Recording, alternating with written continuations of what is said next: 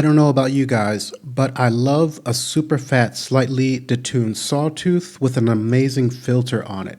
And so that's exactly what I tried to create using the grid in Bitwig here. And actually, I'm using 3 filters in this setup, along with a bit of pixie dust in the effects chain.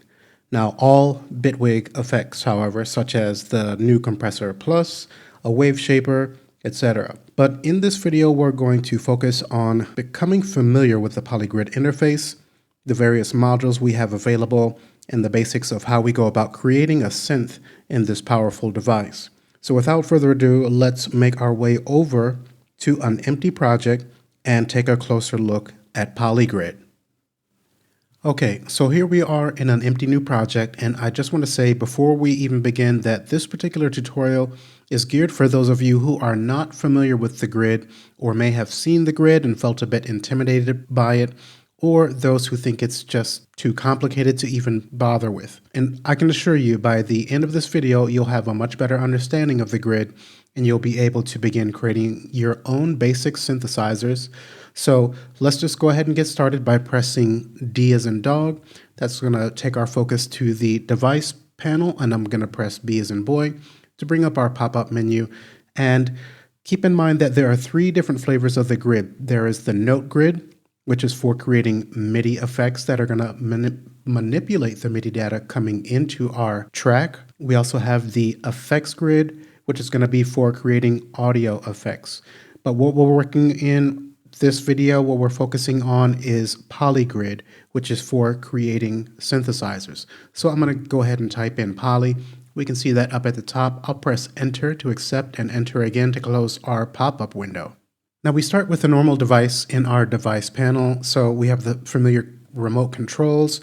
We have our modulation, pitch control, glide. We can add note effects here and audio effects. And we also have our volume control. And then here we have a small display that's going to give us an overview of our polygrid and the modules that are contained within it. Now we can access the expanded view by clicking on the typical button there. We can also click on this display to show our expanded view as well. And for this tutorial, I'm going to go ahead and close out the device panel at the bottom here by clicking on the button here. We can also press D as in dog. So we can just really focus in on the grid here. Now we can also come to the top here and we can click on the pop out and then make this full screen to really focus in on things. And in the top right corner, we have a plus and minus where we can zoom in on our modules. So let's go ahead and make these a bit larger. For moving around within the grid, we can click and hold with our mouse wheel if you have one. And then while holding that mouse wheel, just drag around to navigate within the grid. In the top left corner, we have a power button for the device. We have a lock, and if I go ahead and engage that lock, then we hide our module palette. And the modules here are locked in place as well. Now we can still adjust the parameters, but as far as moving the modules, they're locked in place. We'll go ahead and unlock. Then we can see our module palette comes back into view. We can also click on this button to hide that module palette, but that's not locking our screen here as with the lock, but we'll go ahead and bring this back. We then have a search field, so if I click, I can type in sine and we can see everything, all of the modules that are related to sine. Let's go ahead and clear that out. We can also come to an empty area in the grid and right click, then we can see the different modules that we can choose from here. Let's go ahead and select a curves and we can see that that shows up here. And then if I hover, we have a little hand that pops up. And I can click, hold, and drag and place this wherever I'd like to delete it or remove it while it's highlighted with the right frame. So you can see if I click here, this is highlighted. I'll come back. This now has the white frame and I can press delete or backspace to remove that out. We can also add modules from the module palette up above. So I'll come to the filter. Let's just grab this Salon key. I'll click, hold, and drag that in. But again, I'll go ahead and backspace to remove that. And let's just explore the module palette here just for a little bit. We have 16 different categories and over 180 modules. So these are all of the things that we're going to use to build our synthesizer. So pretty much any synthesizer that you work with is going to have an oscillator, a filter, modulators, LFO, envelopes, and so on. So we can find all of those things here. This is our oscillators. There's 12 different ones to choose from here. So we've even got wavetable. We've got scroll, which will allow us to draw our own waveforms. We've got filters here, and these actually, in my opinion, sound totally amazing. We've got Moog inspired here, low pass MG, Oberheim inspired. We've got Salenkey, SVF, and so on, and some other nice ones here that are a bit unique to Bitwig. So when you just look at this, there's a lot of synthesizers out there, but they really don't have the flexibility in all of the different filters and oscillators and flexibility that we have within the grid, and that's what makes it so awesome.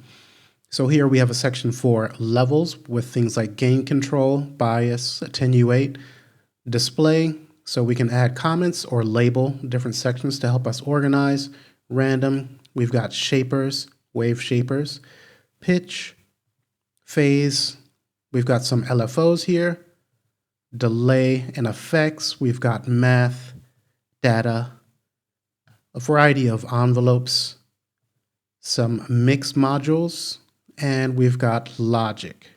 Now let's come back to our oscillator section, and by default we're going to have this union oscillator and an ADSR and our audio out. If we would like to replace this oscillator with a different one, say for instance the wavetable, then I can come here, just click, hold, and drag that on top, and then when we see that white frame, we know that the union is going to be replaced by our wavetable. Now with our wavetable, we can click on the center here, and then we're going to see a variety of different waveforms that we can choose from. We can type in and do a search, or if I arrow down, then we can navigate to the different waveforms. We were in full screen, so this kind of messed that up a little bit here, but we'll go ahead and escape and come back to this view. If we click in the top right corner, then we can work with our unison settings here. There's a couple of different options if we're in unison for fat, focused, or complex. So some other controls here, but I just wanted to quickly mention some things about the wavetable. Now, besides dragging from the module palette and placing on top of existing modules, we can also right-click on a particular module, and then we can see we have other oscillators that we can use here. So if I wanted a triangle, then we can just select that. If I right-click again, then here we have our scroll, and clicking on this window, let's come to the top corner here and expand this out, activate the pencil tool, and this is how we can go about drawing our different curves for this particular module. If we click on this folder icon to the right, then we can save that curve to our library and use it in other modules. We'll go ahead and cancel out, and if I click on the folder to the left, we have a menu where we can choose from some other curves here in the presets. Okay, we'll again cancel out. And just know that if you're not in full screen mode, then this behavior is not going to happen, and perhaps this will be changed in an update, because right now I am working with the beta 7 version of Bitwig. Now, something else that I want to mention when we're replacing modules is that here we have our ADSR. This is here by default. And just know that here we have this A in the top right corner. We can change the different settings for our envelope. So by default, this is going to be on analog, but we can choose relative, and you can see a brief description there.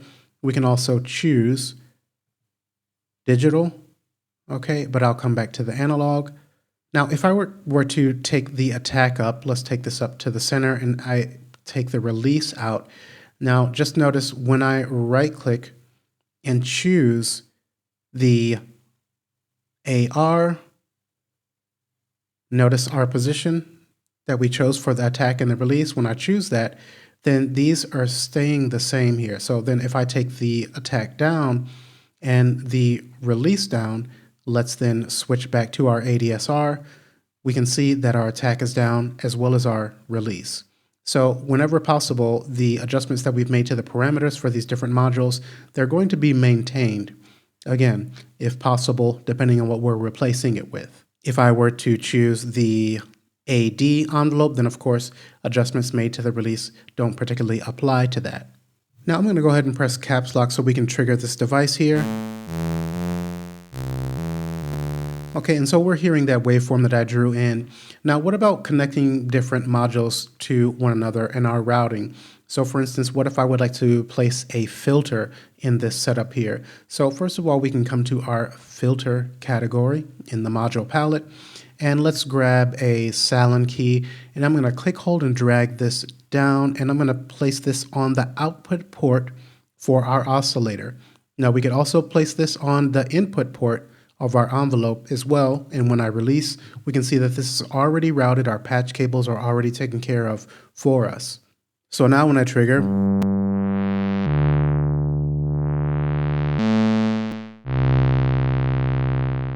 we've got our filter added.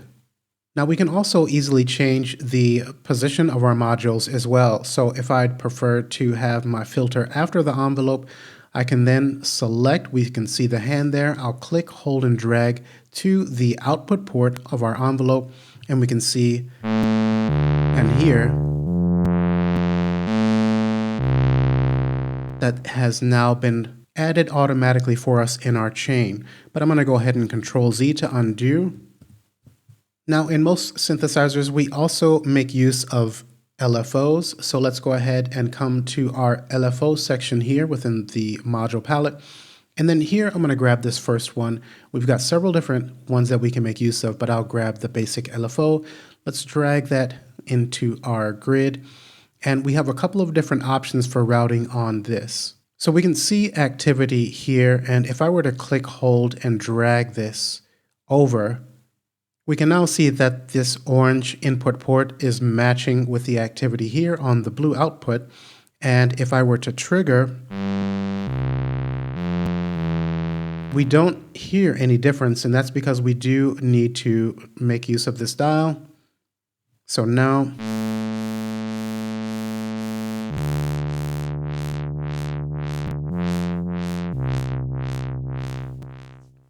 we've got our LFO routed to our filter cutoff, and then of course we can adjust the speed here. I'm just click, hold, and dragging up and down. Now by default this is going to be on note to match up with your song, so it's synced up with your song tempo, but we can also choose hertz here, and now we'll be adjusting by hertz.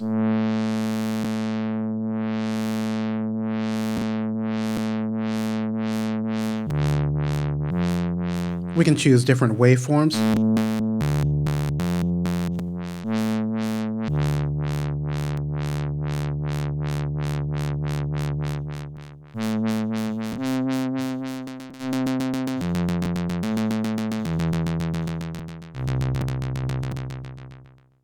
Okay, now if we'd prefer not to use a patch cable, we can actually use the modulation assignment button instead.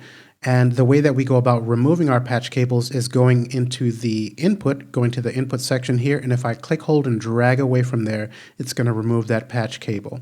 Okay, so now we have our modulation assignment button. This is similar to the ones that we make use of in the device panel. If I go ahead and click on that, we can see everything that is able to be assigned has this light box over it, and we want to take this to the cutoff here.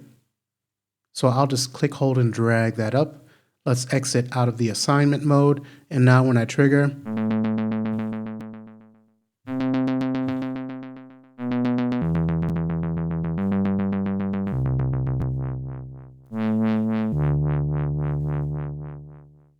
okay, and then we can even reverse this here.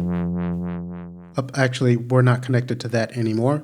So in the bottom right corner of our LFO, we can click on this plus and minus to make this bipolar. We can see that we are modulating only in the positive here for our cutoff, but then once I click here, we can see that we're modulating both sides of our current setting of 2 kilohertz.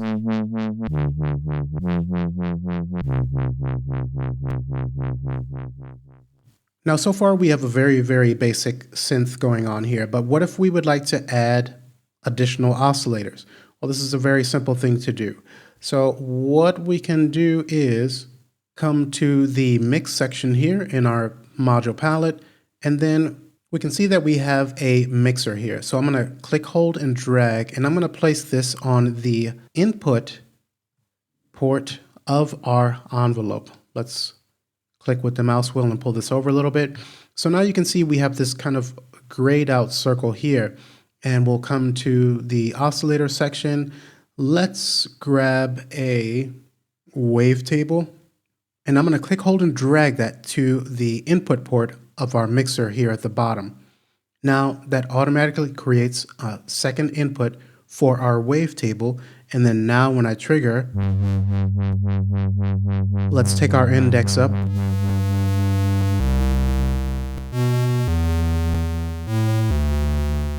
Now if we would like a filter on our wavetable, I'm going to click once to select that and just move this back a little bit. We'll come to our filter section. Let's choose XB, which is Oberheim inspired. We'll click on the output port of our wavetable, and now we have this XB filter on our wavetable. Okay, and on our mixer we have solo. So if we just want to solo that wavetable, we can kind of mute that wavetable by clicking on the speaker icon. We have volume control and panning. Double clicking will take these back to their default. And the magical thing is that we can, as much as our computer can handle, we can continue on adding these. So maybe we would like a sample oscillator. I'll click, hold, and drag that and place this on the input port of our mixer down at the bottom. Okay, so now if I want to browse the samples, I will, let's see if we can quickly find something here. We'll just choose any random thing. I'll double click on that. We come back here. Let's solo this.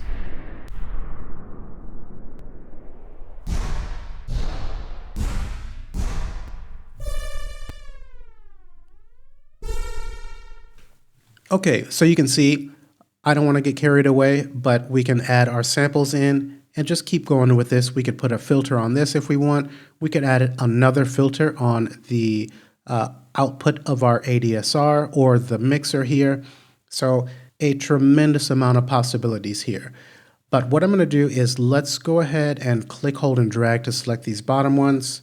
And I'm going to, while our mixer is selected, I'm going to press backspace to remove that out. Also, because I'd like to show that if you would like to keep your setup simple, maybe just with a couple of oscillators, we can also make use of a simple blend control. So I'm going to click, hold, and drag this to the input port of our envelope generator. And then now let's come to the oscillator section. Let's bring in a triangle, and I'm going to place that on the input port of the blend. So now this is a bit simpler than our mixer. And I can blend between our triangle and our scroll.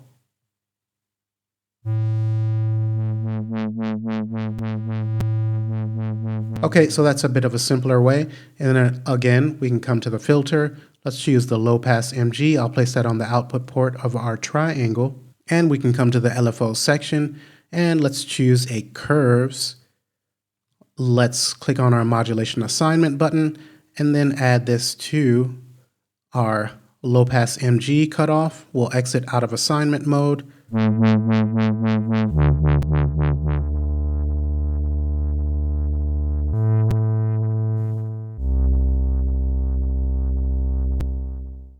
Okay, so we've very, very easily got a setup here where we've got our envelope, we've got blend control, 2 different filters, 2 different oscillators, and 2 different LFOs.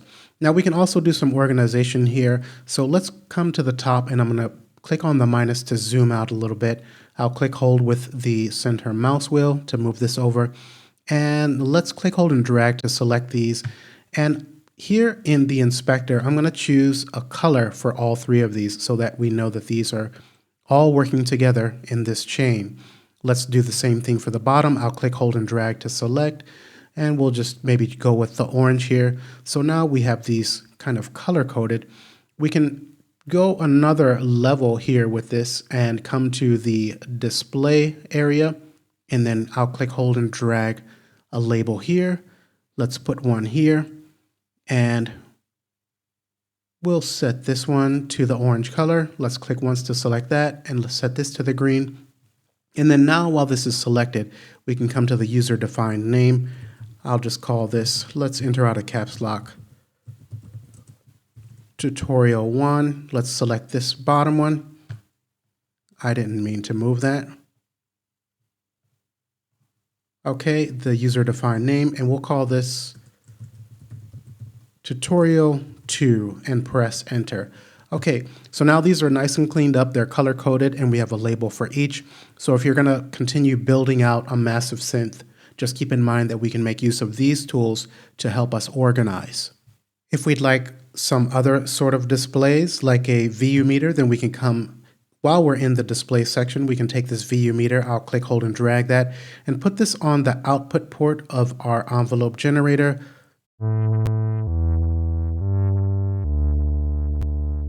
Okay, so we've now got that available. Also, we can bring in a spectrum display here, and we can actually have multiple outs from output ports of our module. So I'll click, hold, and drag from the output again of our envelope. And we now have a display for that. Now, if we click in an empty space of our grid, then we have some other controls here that I just want to quickly mention. And this here, we can choose the voices. So by default, this is going to be in mono. But if we were to click, hold, and drag, then we can take this up to 8 voices. We can take this all the way up to 64 voices. But I'll go ahead and click, hold, and drag that back down to mono. And we can actually, while in mono, choose between true or digi. And then we can also make use of voice stacking so that when we play one key, then we're going to get multiple voices, and we can just click, hold, and drag to take that up, and we can actually add up to 16 different voices when making use of the voice stacking feature. I'll go ahead and click, hold, and drag that down to turn it off. Also take note that at the bottom here, we can see our modulation assignments. So here we have our curves there, and when I click, hold to select that, we can see the assignment here to the cutoff. But if I again come back to the empty area, we can see our curves and the cutoff. We can also see our LFO. Here's our LFO and the cutoff for it as well. And we can actually click, hold, and drag in these fields to adjust the depth of these modulations. We can also clear the modulations by clicking on the X on the left-hand side here. And the last thing, while we're speaking about modulation, let's go ahead and click on this downward facing arrow and access our device panel. Now, you can see and you can imagine, you can just go crazy with all these different modules. There's a ton of flexibility and things that we can do. But then when we also combine that with the modulation features within the device panel, it's just totally next level. So we can always come to the plus here while our modulation panel is open by clicking here. Let's click on the plus. We'll just choose the beat LFO. I'll double click on that, and then we'll click once to expand out its panel. We can click on the modulation assignment button and just take notice in our grid. Once I click on this, we can add modulation from this beat LFO to all of these parameters that are lighting up right here. So that's just absolutely incredible. So let's just choose the skew here. If I take that up, we can also come to the resonance, and I'm just kind of randomly choosing some things. Well, let's exit out of the modulation mode. And now that our first 3 are filled, we have another bank where we can add even more modulation. We've also got track modulation. So if I click here, then we can add even more modulation devices that we can use to control any device within this particular channel. So if we had an effects chain that is not nested inside of the polygrid or other devices here, we can use this channel modulation. And then we have our project modulation, which can be assigned to parameters in our entire song. So this just goes really super deep, and it's awesome. Okay, so we've covered a lot here, and I think we'll go ahead and wrap up. I hope that this introduction has made you feel a bit more confident about creating your own synths within the grid. There's going to be more tutorials on the way where we go much deeper into this device and all of the other different features within Bitwig. So thanks for watching, and I hope to see you in the next tutorial.